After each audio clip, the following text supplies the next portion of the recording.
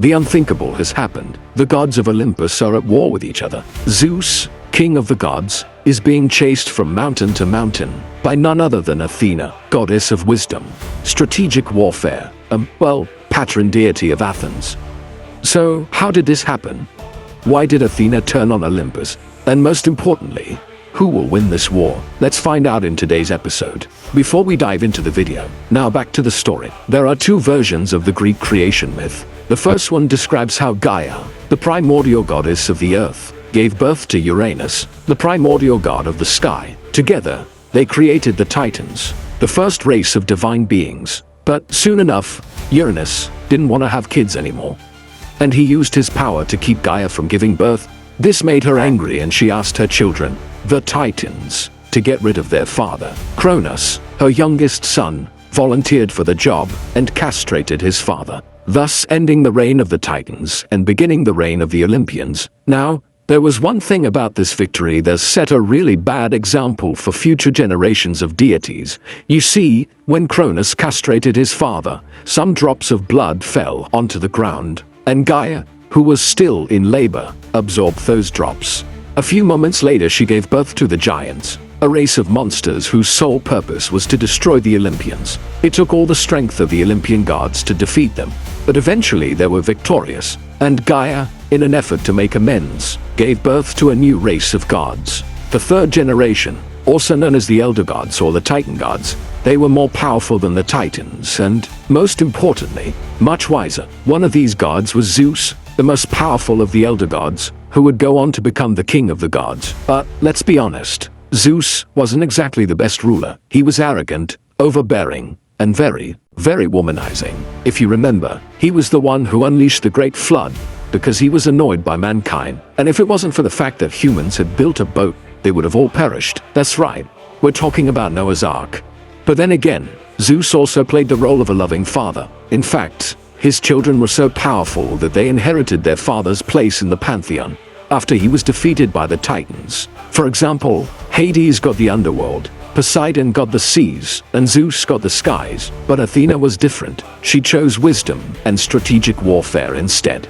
She didn't need any of the three realms to be powerful, and yet despite being the wisest, she turned against Olympus. Why? Well, that brings us to our main story. Now, Zeus was always a tyrant, but when Prometheus stole fire from Olympus and gave it to humans, Zeus decided to punish them by unleashing a great flood. Once again, humans survived by building a boat, but everything else was destroyed. The animals, the plants, the land, the water, everything. And the only way to bring it back was by making a sacrifice. But who would sacrifice themselves for humanity? Well, none other than Prometheus. After all, he was the one who helped them in the first place. So, Zeus agreed to return everything if Prometheus offered himself as a sacrifice. But you know what's funny?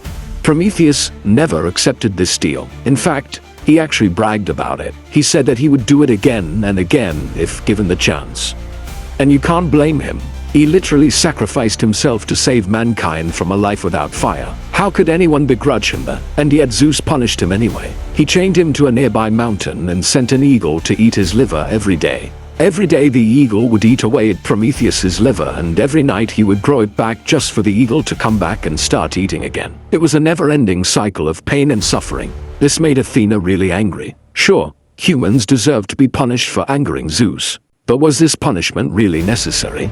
Did they really need to lose everything? Also, what kind of monster was Zeus to let his brother suffer like this? No wonder he never visited Olympus after becoming king. This time, however, Athena wouldn't stand for it. She wanted revenge. But how could one goddess fight against the entire pantheon? Simple, she didn't. Instead, she convinced the other elder gods to join her because, at first, they refused. What would be the point of fighting against someone as powerful as Zeus? But Athena knew how to persuade people. She reminded them of all the times Zeus had humiliated them, all the times he had made them feel worthless, and all the times he had taken advantage of them. She told them how he had tricked Leto into giving birth on an island instead of letting her rest on Olympus. She told them how he had banished her from Olympus and forced her to live among mortals. Most importantly, she reminded them that they were the elder gods. They weren't younger, weaker versions of the Olympians.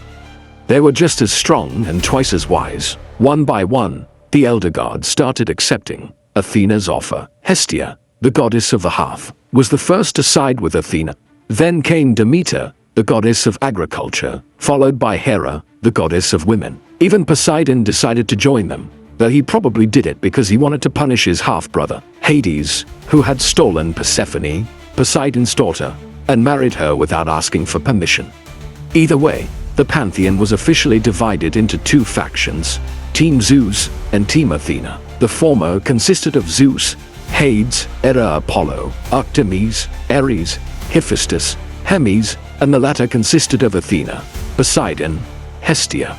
But you know what's interesting is that the elder gods didn't exactly have a choice here. If they didn't join Athena, she would have simply erased them from existence. According to Hesiod, that's exactly what she did to the giants. Euphemized them. She hid them away in a cave so they could live the rest of their lives in peace. Of course, it sounds nice on paper, but euphemizing someone is not exactly the same as letting them choose their own path. So when Zeus found out what Athena was doing, he ordered Hades to open the gates of hell and take the elder gods down there with them. But Hades refused. Sure, he wasn't happy with Athena either, but he respected his sister's wishes, and so Zeus was left with no choice but to wage a war against the elder gods. As soon as he made his move, the gods began choosing sides. Some chose Zeus because they were loyal to him, while others chose Athena because they wanted to be on the winning side. One such god was Apollo. When he announced that he was joining Team Athena, everyone was shocked, but he didn't care. In fact, he was enjoying every second of it. You see, even though he was a puny little baby during the Tadamashi,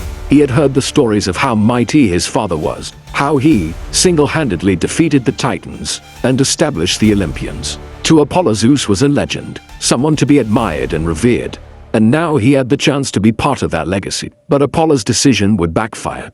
Soon enough, Athena confronted him and told him he was making a huge mistake. In response, he challenged her to a chariot race, saying that whoever lost would have to join the other person's team. Athena accepted the challenge, but she cheated. You see, she had driven her chariot across the sky countless times before, and she knew all the shortcuts. Apollo had no idea though, and he ended up losing the race, so he had to join Team Athena, along with his twin sister Artemis and their mother, Leto. Leto finally had a reason to be proud of her children, but unfortunately, the war would end before she could gloat about it. You see, once the elder gods joined Athena, she declared herself the new queen of the gods. That's right, she wasn't satisfied with being a simple goddess of wisdom. She wanted all the power for herself, and the other gods had no choice but to accept it.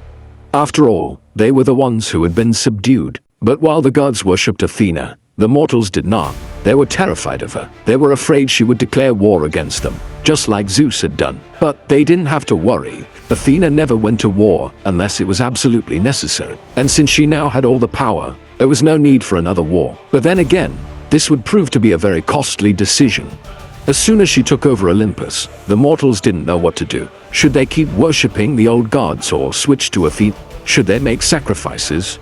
Should they build temples? What would Athena want from them? Needless to say, the answer was nothing. In fact, Athena explicitly told her worshippers not to make her any sacrifices or build her any temples because she already knew their needs better than they did themselves.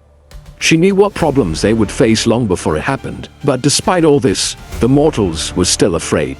They were afraid of the unknown, afraid of the change. And this fear was so palpable that Athena herself felt it. It was as if the mortals were begging her to leave, to go back to the way things were. And so she did. She relinquished all her power and returned to her old position as goddess of wisdom. The other gods did the same. Zeus was reinstated as the king of the gods. Hades stayed in hell, and Poseidon kept ruling the seas. As for Apollo, he switched teams once again and returned to his old place by his father's side. All in all, the rise and fall of divine justice was perhaps the biggest mistake Athena ever made. But hey, at least it gave us a good Game of Thrones episode. If you liked this video, make sure to subscribe for more epic stories from mythology.